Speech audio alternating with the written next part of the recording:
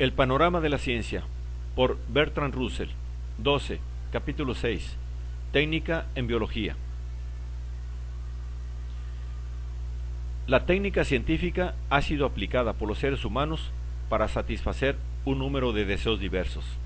Primero fue aplicada principalmente a la producción de vestidos y al transporte de géneros y de seres humanos. Con el telégrafo adquirió funciones importantes en la rápida transmisión de mensajes, haciendo posibles el periódico moderno y la centralización del gobierno. Una gran cantidad de inteligencia científica de primer orden se ha aplicado al incremento de diversiones triviales. La más fundamental de todas las necesidades humanas, el alimento, no fue al principio muy influido por la revolución industrial. La apertura al comercio de la América Occidental por medio del ferrocarril fue el primer gran cambio respecto al alimento causado por la técnica científica. Desde aquella época, Canadá, Argentina y la India se han hecho productores importantes de grano para las comarcas europeas. La movilidad de los cereales, que debemos a los ferrocarriles y a los vapores, ha alejado la amenaza de hambre que se cernía sobre las comarcas medievales y que ha afligido, aún en recientes años, a países como Rusia y China. Este cambio, sin embargo, a pesar de su importancia, no ha sido debido a la aplicación de la ciencia a la agricultura. En tiempos recientes, la ciencia biológica ha adquirido una importancia cada vez mayor en relación con el suministro de alimentos. Los economistas acostumbraban a enseñar que la técnica moderna podía solo abaratar los artículos manufacturados, pero que los alimentos habían de aumentar rápidamente de precio con el incremento de población.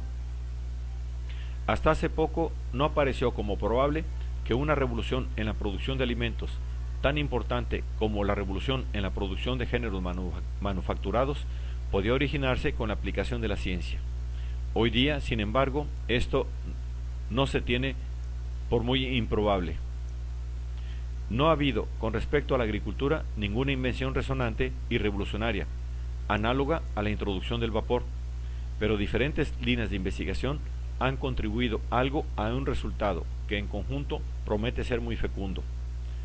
Consideremos, por ejemplo, la cuestión del nitrógeno en agricultura.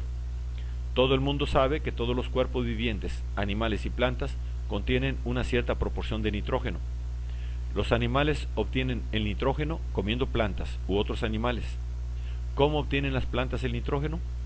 Esto fue durante mucho tiempo un misterio. Parecía natural suponer que lo obtuvieran del aire, en especial de las pequeñas cantidades de amoníaco que contiene.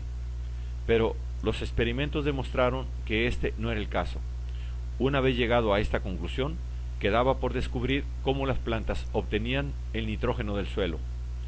Este problema fue estudiado por dos hombres, Lawes y Hilbert, que durante un periodo de 60 años realizaron una serie de experimentos en Rothamsted, cerca de Harpenden. Encontraron que la gran mayoría de las plantas no posee el poder de fijar el nitrógeno. En el año 1886, sin embargo, Hohlriegel y Wilfrat descubrieron que el trébol y otras plantas leguminosas representan un papel importante en la fijación del nitrógeno. Esto era debido a nódulos en sus raíces, o más bien no a los nódulos mismos, sino a ciertas especies de bacterias que vivían en los nódulos. Si las bacterias estaban ausentes, estas plantas no se comportaban mejor que otras en la fijación del nitrógeno. Por consiguiente, las bacterias son los agentes esenciales. Puede decirse en general que de las bacterias, unas, como se ha comprobado hasta hoy, tienen el poder de transformar el amoníaco en nitratos y otras de utilizar el nitrógeno atmosférico. El amoníaco se compone de nitrógeno e hidrógeno, mientras los nitratos consisten en nitrógeno y oxígeno. Ciertas bacterias en la Tierra poseen el poder de dejar libre el hidrógeno del amoníaco y reemplazarlo por oxígeno. Los nitratos que así se engendran son capaces de alimentar a las plantas ordinarias. En parte por este mecanismo y en parte por medio de las bacterias que utilizan el nitrógeno atmosférico, es como el nitrógeno pasa del mundo inanimado al ciclo de la vida. Hasta la explotación de los nitratos de Chile, Este fue el único procedimiento por el que los nitratos requeridos para sostener la vida se producían. Los nitratos que se utilizaban como abono tenían todos un origen orgánico. Los nitratos encontrados en Chile y otras comarcas son limitados en cantidad, y si la agricultura tuviese que depender solo de ellos, se encontraría pronto ante una crisis al agotarse aquellos. Hoy día, sin embargo, los nitratos se fabrican artificialmente con el nitrógeno del aire, fuente que es, para todos los usos prácticos, inagotable. La cantidad de nitrato producido por este procedimiento excede ahora en mucho a los nitratos obtenidos de todos los demás orígenes. Por medio de los abonos de nitrato, la producción de alimento en un área dada puede ser muy aumentada. Se calcula que una tonelada de nitrógeno, en forma de sulfato de amoníaco o nitrato de sodio, producirá bastante alimento para 34 personas por año. Resulta, como consecuencia de este cálculo, que 3 libras gastadas en producir fertilizantes de nitrógeno contribuirán tanto al suministro de alimento mundial como 25 libras gastadas en preparar nuevas tierras para el cultivo. Se deduce de aquí que en la actualidad la producción de fertilizantes de nitrógeno es, en general, más ventajosa en relación con el suministro del alimento mundial que la apertura de nuevas tierras por medio del ferrocarril o de los riegos.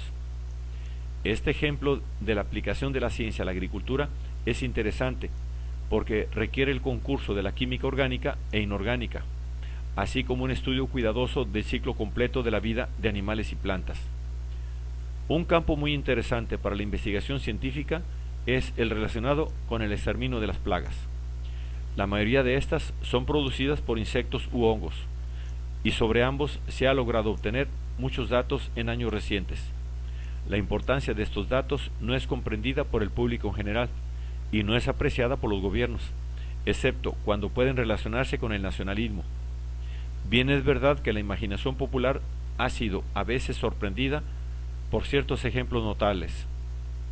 El dominio del paludismo y de la fiebre amarilla, al impedir la cría del mosquito, ha hecho posible la transformación de regiones antes mortíferas en regiones habitables para los hombres blancos. Este fue en particular el caso que hubo que resolver para la construcción del Canal de Panamá. La relación de la peste bubónica con las plagas de las ratas y del tifus con los piojos forma parte también del saber de las personas educadas.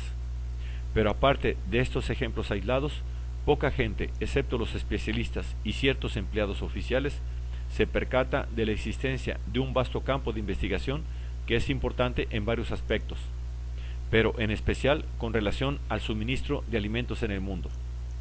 Con respecto a las plagas por los insectos, puede adquirirse noción de lo que se ha hecho y cabe hacer, leyendo un artículo de Nature, 10 de enero de 1931, titulado La entomología y el Imperio Británico. En él se da un informe del trabajo de la tercera Conferencia Entomológica Imperial y del Instituto Imperial, antes Buró de Entomología. No puedo imaginar cuántos de mis lectores sabrán que existen tales bichos. Sin embargo, resulta que el 10% de los productos agrícolas del mundo es destruido todos los años por los insectos. En el artículo citado se lee lo siguiente: se ha comprobado que en la India, por ejemplo, las pérdidas en 1921, debidas solo a plagas de las cosechas y los bosques, alcanzaron la enorme cifra total de 136 millones de libras, y las muertes de la población, producidas por enfermedades originadas por insectos, se cifraron en 1.600.000 personas en el año.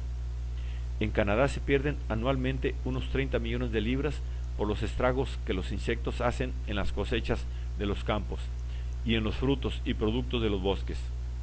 En África del Sur, una plaga, la del insecto que barrena el tallo de maíz, Buceola fusca, produjo pérdidas por valor de 2.750.000 libras en un solo año. Existen dos métodos distintos para dominar las plagas debidas a los insectos. Son el método físico-químico y el biológico. El primero consiste ordinariamente en la fumigación. El segundo, que científicamente es el más interesante, consiste en el descubrimiento de parásitos que hagan presa en los insectos destructivos, según la norma expresada en el dicho: las moscas grandes tienen en sus hombros moscas pequeñas que las muerden. Las moscas pequeñas tienen otras más pequeñas y así hasta el infinito.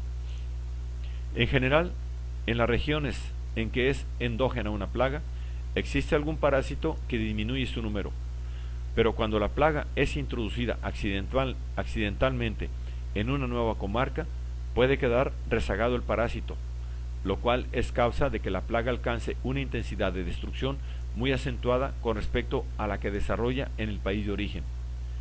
Los adelantos modernos en los transportes han influido sobre la propagación de insectos nocivos y han hecho más urgente el problema de su exterminio. Aun cuando no se trate del trasplante a una nueva comarca, se puede hacer mucho, en la mayoría de los casos, activando artificialmente el cultivo de parásitos útiles. Tomamos como ejemplo de plaga la originada por la mosca blanca de invernadero en los tomates criados bajo cubierta. Un informe sobre el dominio biológico de esta plaga ha sido dado por Mr. E.R. Speyer en Nature, 27 de diciembre de 1930. Un insecto parásito de la mosca blanca llamado Encaracea formosa fue descubierta en el Astre de Hertfordshire en 1926 y ha sido desde entonces cuidadosamente criado en la estación experimental de Chestnut, desde donde puede obtenerlo quien lo desee. En toda la comarca de Hertfordshire, en la que el área de cultivo bajo cubierta es igual a la de todo el resto de Gran Bretaña, los parásitos salidos de Chestnut han sido lo suficientemente numerosos para reducir la población de moscas blancas a una fracción pequeña, con relación a lo que era hace 6 años. La entomología económica es un asunto de gran importancia, en el que los Estados Unidos están más adelantados que el Imperio Británico, aunque su utilidad potencial en esta última nación es tan grande como en la primera. Problemas como el del exterminio de la langosta y de la mosca tsetse, que produce la enfermedad del sueño, han de ser probablemente resueltos científicamente en un porvenir no lejano. Las plagas debidas a los hongos no son menos dañinas que las plagas de origen animal. El estudio de ellas en Inglaterra está dirigido por el Instituto Imperial de Micología, en Kew. Un interesante artículo sobre el trabajo de este instituto apareció en el Times, 2 de febrero de 1931. Una de las plagas más familiares y dañinas producidas por hongos es la enfermedad del trigo llamada tizón.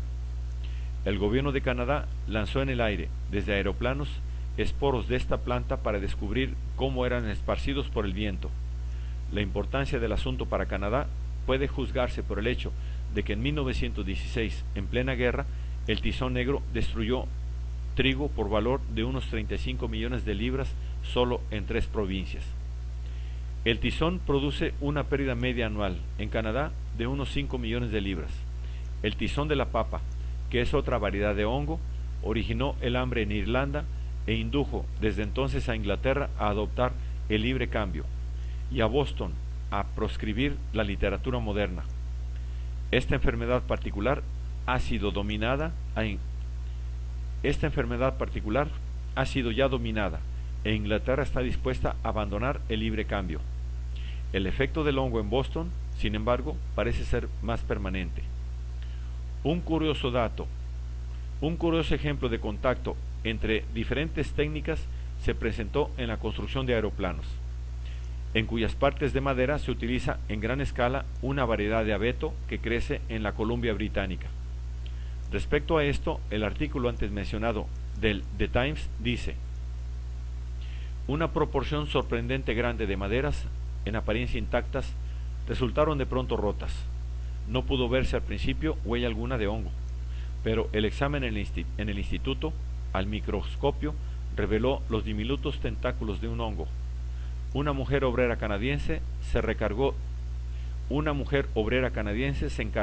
de estudiar el caso.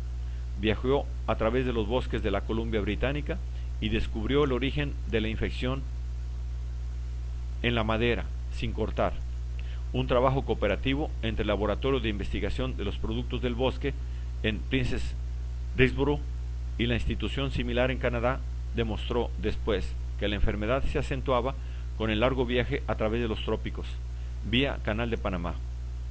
El perjuicio ha sido en gran parte eliminado por un examen cuidadoso de los árboles antes de cortarlos y después del transporte por tierra. En pocos ejemplos puede servir para demostrar la importancia económica de la micología o ciencia de los hongos. Otra dirección en la que la técnica biológica es probable que antes de mucho adquiera gran importancia es la crianza científica. La selección artificial se ha aplicado por el hombre desde muy antiguo a las plantas y animales domésticos y ha producido resultados notables. No existe ninguna planta salvaje de especie análoga al trigo. La vaca, que ha sido durante mucho tiempo criada por sus cualidades productoras de leche, se ha hecho muy diferente de cualquier otro animal salvaje que pudo haber existido. El caballo de carrera es un producto refinadamente artificial. Pero estos resultados, aunque son muy notables, han sido producidos por métodos que apenas sí pueden llamarse científicos. En nuestros días, especialmente por medio de los principios mendeleyanos de la herencia, hay esperanzas de producir nuevas variedades de animales y plantas de una manera menos fortuita. Sin embargo, lo que hasta ahora se ha ensayado sobre esta cuestión proporciona apenas una sugestión de lo que pueda ser posible tras nuevos descubrimientos en la herencia y la embriología.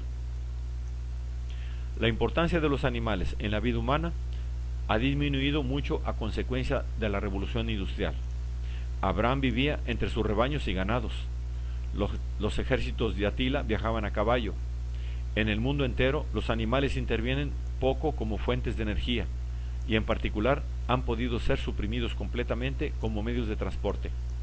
Se utilizan aún como alimento y para vestir, pero respecto a esto, bien pronto se verán también reemplazados.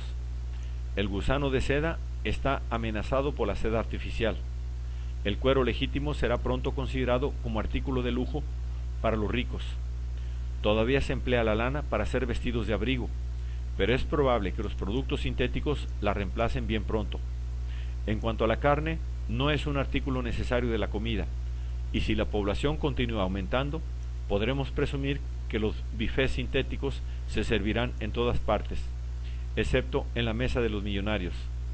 El bacalao podrá ser utilizado durante más tiempo que el buey, a causa de las vitaminas contenidas en el aceite de hígado de bacalao. Pero ya las vitaminas D pueden producirse en el cuerpo humano por medio de la luz artificial del sol, de suerte que ni aun el bacalao será indispensable en el porvenir. Los animales han sido buenos amigos de los hombres durante su adolescencia, después de haber sido enemigos peligrosos en su infancia. Pero ahora que el hombre se hace adulto, el papel desempeñado por los animales en favor del hombre está finalizando, y su futuro será el confinamiento en los jardines zoológicos. Es, sin duda, sensible, pero es la consecuencia necesaria de la nueva crueldad de los hombres, embriagados por el poder científico. La necesidad de las plantas sobrevivirá más tiempo que la necesidad de los animales, porque todavía son esenciales para los procesos químicos de que depende la vida humana. El uso de los productos vegetales con fines distintos del alimento es más fácil de reemplazar. Ya es posible manufacturar sustancias parecidas a la madera, en lo que se relaciona con sus propiedades útiles, aunque todavía el procedimiento de fabricación es más costoso que el cultivo de la madera. Cuando sea más barato, como sucederá, los bosques perderán su valor económico. No es probable que el algodón natural continúe usándose en los vestidos más que la seda natural. El caucho sintético reemplazará bien pronto al caucho natural. Puede afirmarse con seguridad que casi todos esos usos de los productos vegetales perderán su importancia antes de que transcurran otros 100 años. El alimento es un tema más serio. Se ha dicho que ya es posible fabricar productos extraídos del aire, que pueden ser ingeridos y digeridos, aunque hay contra ellos dos objeciones, que son nauseabundos y costosos. Ambas objeciones podrán vencerse con el tiempo. El problema de producir alimento sintético es meramente químico, y no hay razón para considerarlo insoluble. Sin duda, los alimentos naturales sabrán mejor y la gente rica, en bodas y festines, consumirá verdaderos guisantes y judías, que serán mencionados con respeto por los periódicos. pero los alimentos principales serán elaborados en grandes fábricas químicas. Los campos cesarán de cultivarse y los labradores se verán sustituidos por químicos expertos. En semejante mundo, ningún proceso biológico tendrá interés para el hombre, excepto aquellos que tienen lugar en él mismo, y estos serán tan poco visibles que el hombre tenderá cada vez más a considerarse a sí mismo como un producto manufacturado y a reducir a un mínimo la participación del crecimiento natural en la producción de seres humanos. Llegará a estimar sólo lo que se ha causado deliberadamente por acción humana y no lo que resulta de la acción de la naturaleza. Los hombres adquirirán el poder de modificarse a sí mismos y usarán inevitablemente de este poder, aunque no me aventuro a pronosticar lo que harán con la especie.